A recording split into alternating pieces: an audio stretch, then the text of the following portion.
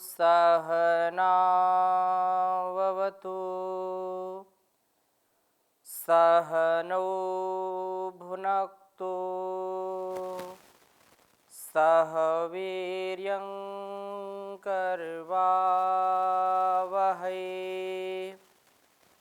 तेजस्विनावधीतमस्तु मा विद्विषावहै। ओम शांति शांति शांति। वैदिक जीवन पद्धति की इस कक्षा में आप सभी का हार्दिक स्वागत है, अभिनंदन है।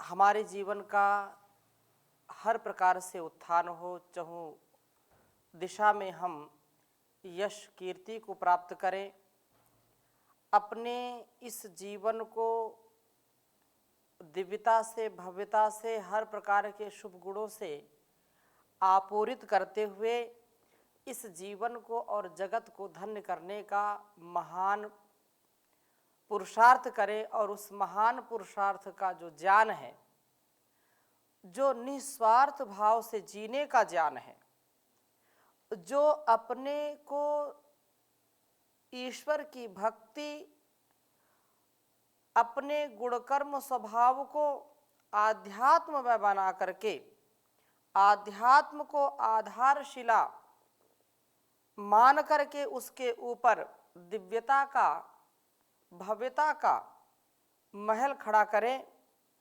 जिससे स्वयं का भी जीवन सुरभित हो, विकसित हो, पुष्पित पल्लवित हो, जिसके छांव में आकर के, जिसकी सन्निधि को पाकर के अन्य लोग भी अपने आप को सुख और शांति से तृप्त कर सकें। उसके लिए बहुत आवश्यक है कि हम माता पिता, गुरु, आचार्य की सन्निधि को प्राप्त करें, वेद ज्ञान को आत्मसात करें, वेद के आदेश उपदेश को आत्मसात करें, नित्य स्वाध्याय सत्संग करें तथा सेवा साधना से आगे बढ़ते रहें। ऋग्वेद के प्रथम मंडल के हम 134वें सूक्त का स्वाध्याय आज हम करेंगे और 134वें सूक्त के चौथे मंत्र को विशेष रूप से हम समझने का प्रयास करेंगे। बहुत ही सुंदर बात कही है और इसका एक एक उपदेश हमारे लिए बहुत ही महनीय है। मैं वेद मंत्र को लिखता हूं, फिर इसकी चर्चा आपके समक्ष करूंगा। ओम तुभ्यमुषासः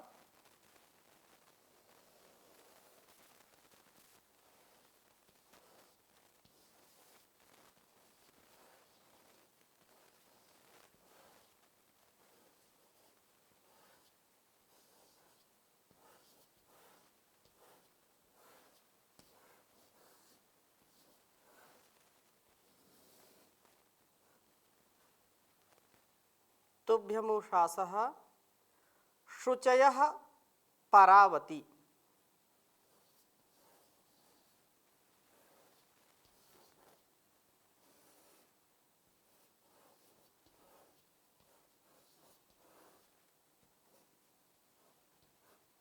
शुचयः परावती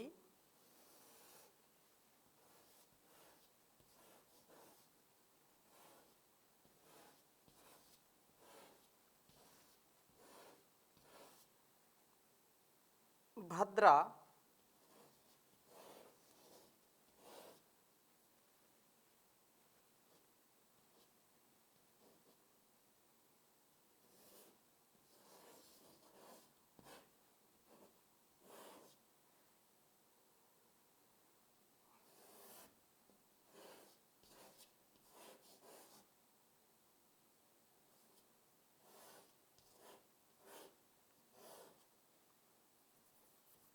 परावती भद्रा वस्त्रा तन्वते दंशु।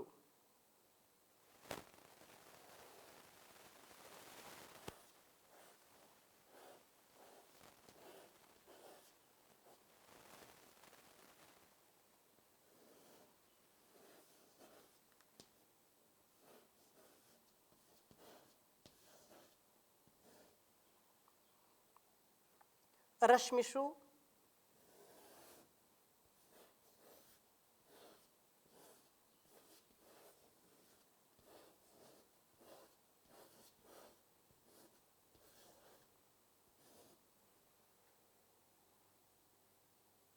चित्रानव्येषु रश्मिषु।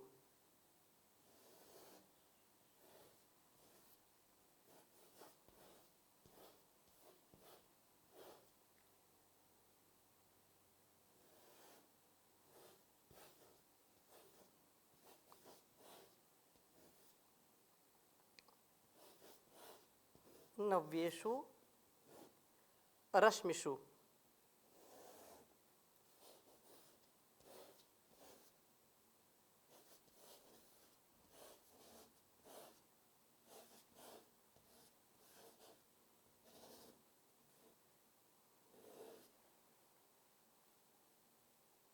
तुभ्यं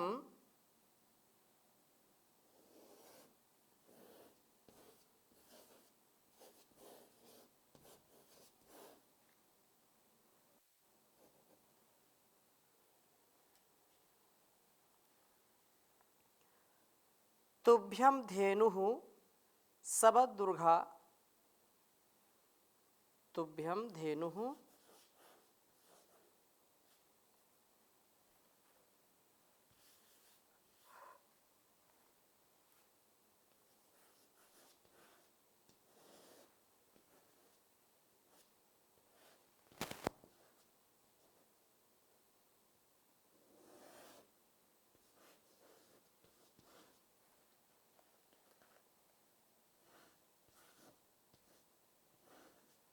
तुभ्यं धेनुः सबरदुघा।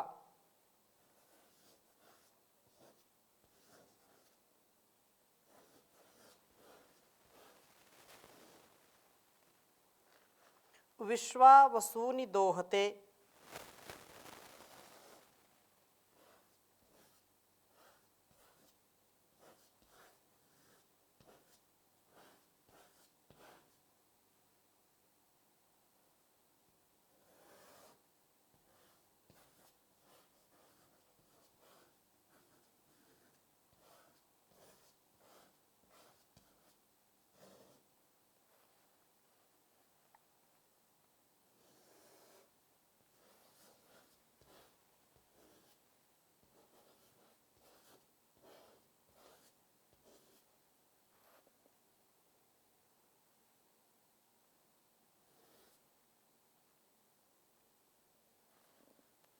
अजनयो मरुतो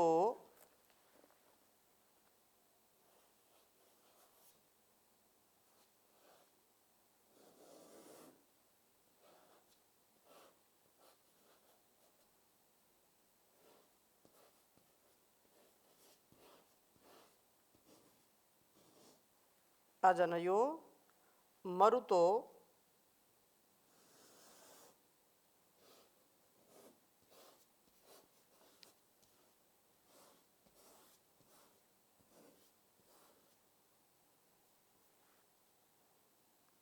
वक्षणाभ्यो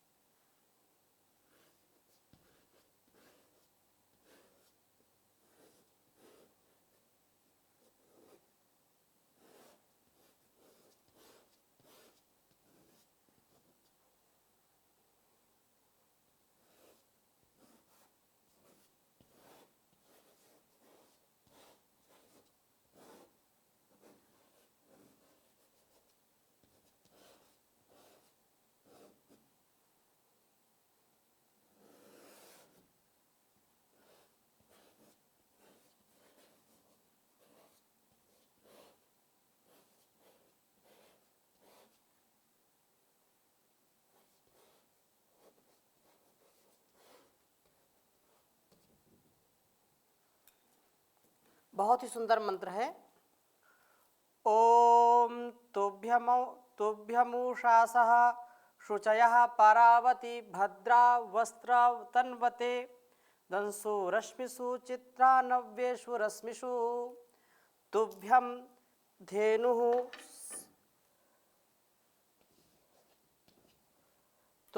धेनुः सवर्दुघा विश्वावसु निदोहते अजनयो मरुतो वक्षणाभ्यो दिवा आवक्षणाभ्यः ओम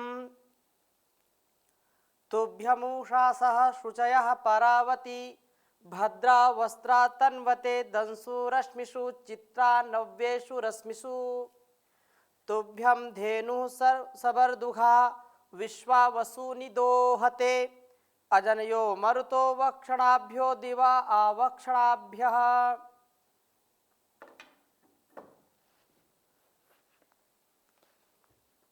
बहुत ही सुंदर मंत्र है और हम सभी के जीवन में जो शुभ है, जो हमारे लिए सुखदायक है, आनंददायक है, वह वास्तव में इस मंत्र में दर्शाया गया है। कहा है कि जीव जो प्रभु से प्रार्थना करता है, प्रभु हमारे जीवन का उद्धार करे, प्रभु हमारे जीवन का कल्याण करे, परंतु माता पिता गुरु आचार्य भी कभी कभी हमको उपदेश करते हैं, कभी संकेत करते हैं कि जीवन को कैसे जीना चाहिए। जीवन की सफलता के लिए इस जग में आकर के अपने को कैसे हम हर प्रकार से सक्सेसफुल करें, इसके लिए भी कभी कभी ईश्वर हमको प्रेरित करता है। अर्थात वो तो हमेशा प्रेरणा देता ही देता है, परंतु जैसे छोटे बच्चों को माता पिता पहले समझाते हैं, बताते हैं, फिर विवेक जागृत जब हो जाता है तो उसको बार बार बताने की आवश्यकता नहीं होती है। तो उसी प्रकार से प्रभु जीव से कहते हैं कि तुभ्यम, तेरे लिए उषासः, ये उषा काल शुचयः अत्यंत पवित्र होते हैं, तथा तेरे शरीर में रोम में व्यक्ति का जो सामर्थ्य है वो विकसित हो और रोग से वह रहित हो। तो कहा कि तेरे शरीर में रोग जो है, रोग रूप जो मल है, जो गंदगी है, उसको वो आने नहीं देते और मन में राग रूप मल को प्रविष्ट नहीं होने देते। साथ ही परावती, कहा कि सुदूर देश में विज्ञानमय कोश अथवा मस्तिष्क रूप देवलोक में अर्वावती, पृथ्वी लोक में परावती, द्यूलोक में दंसु रश्मिषु, दर्शनीय प्रकाशक या प्रकाश किरणों में भद्रा वस्त्रा, कल्याण कर जान वस्त्रों को तनवते विस्तृत करते हैं। प्रकाश रश्मियां ही ताना बाना बुनती हैं और जान का वस्त्र बुना जाता है। इन नव्येषु रश्मिषु, अत्यंत जो नुस्तुतौ, अत्यंत जो स्तुत्य हैं जान रश्मियों में चित्रा, अद्भुत ही जान वस्त्रों को ये उषा काल बुनते हैं और उषा काल से तेरी पवित्रता और जान दीप्ति विकसित होती है। अर्थात उषा काल तेरी पवित्रता और जान दीप्ति का कारण होता है। इन उषा कालों में तू ध्यान के द्वारा पवित्रता तथा स्वाध्याय के द्वारा ज्ञान दीप्ति को प्राप्त करता है और ज्ञान प्राप्त करता रहा। इसमें तुभ्यम, तेरे लिए धेनु, वेद रूपी जो गौ है, ये वेद माता जो कल्याणी वेद माता है, हम सबका कल्याण करने वाली है, ज्ञान प्रदाता है। इस वेद रूपी गौ सबरदुघा, ज्ञानामृत का दोहन करने वाली होती है और विश्वावसूनी, संपूर्ण धनों को दोहते हुए प्रपूर्ण करने वाली बनती है। जीवन की उन्नति के लिए आवश्यक है कि हम वेद के स्वाध्याय से कभी वंचित ना रहें। जिस घर में नित्य प्रति वेद मंत्रों का उच्चारण होता है, जिस घर में वेद मंत्र पढ़े जाते हैं, उस घर के कभी भी कोई भी व्यक्ति रोगी दोषी नहीं होते हैं। अर्थात जब वेद मंत्र पढ़े जाएं और उनका वैसा जैसा उनका उपदेश वैसा आचरण किया जाए तो व्यक्ति की कभी अवनति नहीं होती है। उसके गृहस्थ काल में, वानप्रस्थ काल में कभी वह पतन को प्राप्त नहीं होता है। और यह कहा कि वह हर प्रकार से प्रपूर्ण कल्याण करने वाली है, सब प्रकार से सब कुछ देने वाली है।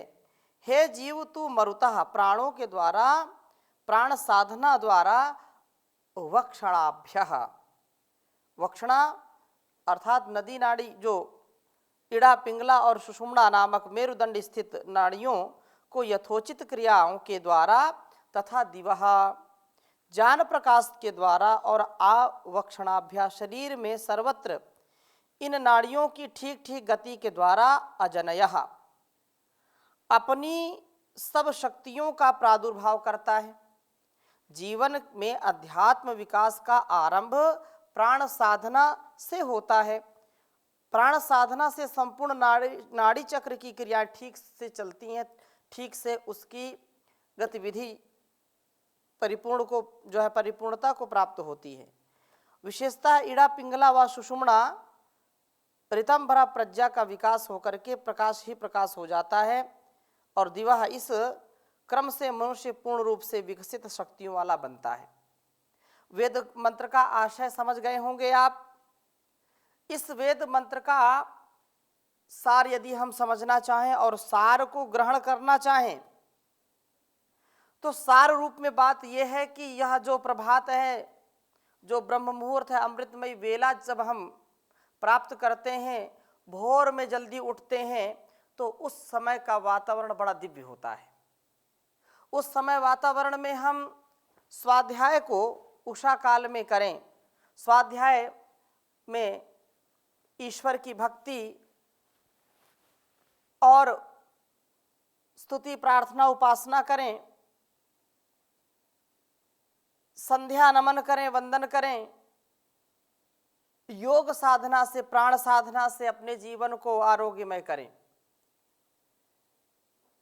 जो व्यक्ति प्रभात में ब्रह्म मुहूर्त में नहीं उठता है उसकी आयु भी क्षीण हो जाती है, उसका सामर्थ्य भी क्षीण हो जाता है, शरीर बहुत जल्दी रोगी हो जाता है। तो यहाँ पर दो बिंदुओं पर विशेष बातें हमारे लिए कही गई हैं कि सुबह जल्दी उठिए, ब्रह्म मुहूर्त में उठिए और ब्रह्म मुहूर्त में उठ करके दो काम जरूर करिए, स्वाध्याय तथा प्राणायाम, प्राण साधना। प्राण साधना से व्यक्ति कभी भी रोगी नहीं होता है, स्वाध्याय से व्यक्ति कभी पतित नहीं होता, भूलता भटकता नहीं है। जो प्राणायाम, ध्यान, यज्ञ अनुष्ठान, इन सब क्रियाकलापों का, इन सब कार्यों का समावेश हमारे स्वभाव में होना चाहिए और इसमें कोई आश्चर्य नहीं, इसमें कोई संदेह नहीं हमको करना चाहिए। आज से 20 वर्ष 25 वर्ष पीछे जाकर के देखते हैं तो गांवों के लोग 4 बजे ही उठ करके अपने, कई तो 2 बजे 3 बजे भी उठ जाते हैं, लेकिन सायंकाल जैसे ही सूर्यास्त हुआ, भोजन प्रसाद ग्रहण किया और वो 8 बजे तक सो जाते हैं। 8 बजे सो गए तो 4 बजे तक, 3 बजे तक उनकी पूरी नींद हो जाती है। और ऐसी जो संतुलित निद्रा है, संतुलित जो दिनचर्या है, उसका जो निर्वहन करता है उसका आयुष्य भी बढ़ता है, उसकी मेधा भी बढ़ती है,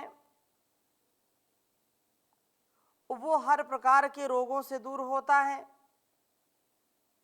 तथा स्फूर्ति से परिपूर्ण रहता है। स्फूर्ति से, ऊर्जा से, उत्साह से, उमंग से परिपूर्ण रहता है जो व्यक्ति सुबह ब्रह्म मुहूर्त में, अमृतमय वेला में उठता है, स्वाध्याय करता है। सत्संग में जिसका जीवन होता है, जैसा सत्संग सुना है वैसा जीवन में उतारने का प्रयास करता है वह व्यक्ति, क्योंकि परमात्मा हर प्रकार से हमको सामर्थ्यवान बनाता है। रोगों से लड़ने का भी सामर्थ्य हमारे अंदर है, और यदि हमने अपनी दिनचर्या, अपने व्यवहार में, आचरण में सुधार नहीं किया तो यह हमारा जीवन कष्टमय हो जाता है। तो स्वाध्याय की बड़ी महिमा है। अपने घरों में हम वेद का स्वाध्याय करें, महाभारत रामायण स्मृतियों का स्वाध्याय करें, दर्शनों का, उपनिषदों का स्वाध्याय करें। और हमेशा याद रखिए, जो व्यक्ति अच्छी सच्ची पुस्तकों का स्वाध्याय करता है, स्वाध्यायशील होता है, वो बड़ा संवेदनशील होता है, विनयशील होता है, क्रियाशील होता है। कभी भी उसके अंदर हताशा, निराशा नहीं आती, कभी अक्रिय होकर के नहीं, अर्थात क्रियाहीन। और वो भी क्रियाहीन का मतलब दिव्य क्रियाओं से युक्त। गलत क्रियाओं का कभी उसके मन में कोई पाप आता नहीं है, आ भी गया क्षणिक आता है, ठहर नहीं पाता है। इसलिए प्रभु के द्वारा हम इस दिए गए शरीर का, इस संसार का ध्यान पूर्वक इसका सेवन करें। ध्यान से ही, ज्ञान से ही हम दुनिया में सब कुछ पा सकते हैं जो पाना चाहते हैं। ये उन्नति का कारण है। कहते हैं कि जब जब जब इस राष्ट्र में प्रमाद, आलस्य आया, तब तब ये पतन की ओर गया है। एक बार देवदयानंद महर्षि किसी के यहाँ ठहरे, देदीप्यमान मुखमंडल और विशालकाय शरीर। एक क्षण में महर्षि को नींद आती थी, और ये स्वाभाविक है, जो व्यक्ति निर्मल मन रहता है उसको अनिद्रा की शिकायत नहीं होती, कभी वह अनिद्रा में नहीं रहता। जिस घर में महर्षि ठहरे थे, भोजन प्रसाद अच्छी प्रकार से कराया, महर्षि ने भोजन प्रसाद ग्रहण किया, और रात्रि में उस गृह स्वामी ने देखा कि महर्षि रात्रि में कुछ चहलकदमी कर रहे हैं, उनको नींद नहीं आ रही। बड़ी देर तक देखते रहे, क्योंकि रात ज्यादा हो गई थी, पूछने में भी भय लग रहा था। महर्षि बार बार आना जाना लगा रखे थे, चल रहे थे, चिंतित बहुत दिखाई पड़ रहे थे।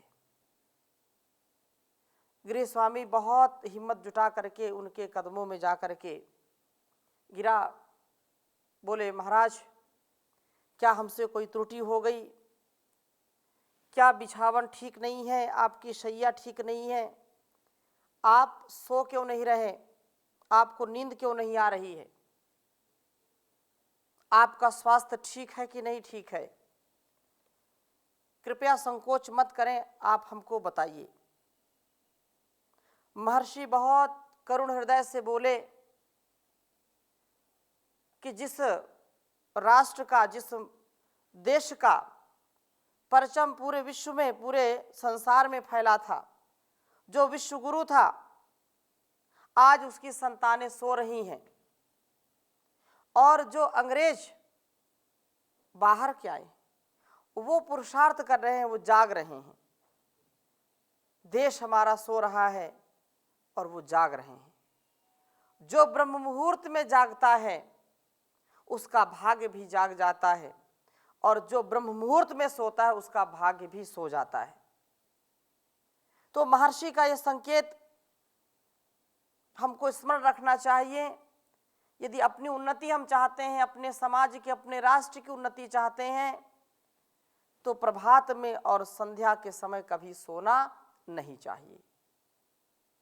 उस समय हमको उठ करके स्वाध्याय करना चाहिए, ईश्वर का भजन करना चाहिए, प्रार्थना उपासना करनी चाहिए, नमस्कार बार बार करना चाहिए। नमस्कार भगवन तुम्हें, भक्तों का बारंबार हो। श्रद्धा रूपी भेंट हमारी, मंगलमय स्वीकार हो। तुम कण कण में बसे हुए हो, तुझ में जगत समाया है। तिनका हो चाहे पर्वत हो, सभी तुम्हारी माया है, सभी तुम्हारी माया है। तुम दुनिया में हर प्राणी के जीवन के आधार हो। श्रद्धा रूपी भेंट हमारी, मंगलमय स्वीकार हो। सबके सच्चे पिता तुम ही हो, तुम ही जगत की माता हो। भाई बंधु सखा सहायक, रक्षक पोषक दाता हो, रक्षक पोषक दाता हो। चींटी से लेकर हाथी तक, सबके सृजनहार हो।